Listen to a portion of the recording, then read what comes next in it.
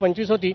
संघ तर काही तारखेप्रमाणे करत नाही. हा योगायोग आहे आणि शनिवार दिवस असल्यामुळे थोडासा त्याला पाहून हे घेतलेला आहे. पण अगदी बरोबर आपण म्हटलं आहे, विजयादशमीला 100 वर्ष पूर्ण होत आहे, संघाला 100 वर्ष पूर्ण होत आहे आणि संघ विचाराची ही शताब्दी आहे. त्यामुळे आजचं हे ऐतिहासिक पथसंचलन राहणार आहे. काही ऐतिहासिक याचे पुरावे आहेत किंवा ऐतिहासिक तथ्य आहेत? अगदी बरोबर.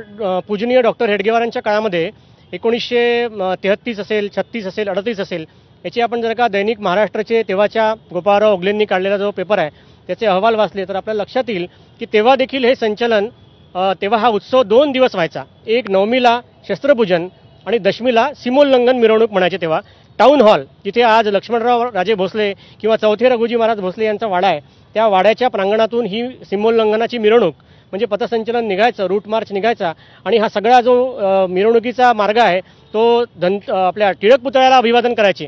टिळक पुतळ्याला अभिवादन केल्यानंतर ही मिरवणूक इंडियन जिमखाना धंतोलीमध्ये यायची, तिथे कार्यक्रम व्हायचा आणि हा कार्यक्रम झाला की पुन्हा हे पथसंचलन आज जिथून पथसंचलन निघणार आहे तोच महाराजबाग, सीताबर्डी चौक आणि हा सगळा धंतोली मार्गे ही मिरवणूक आज म्हणजे पथसंचलन निघणार आहे.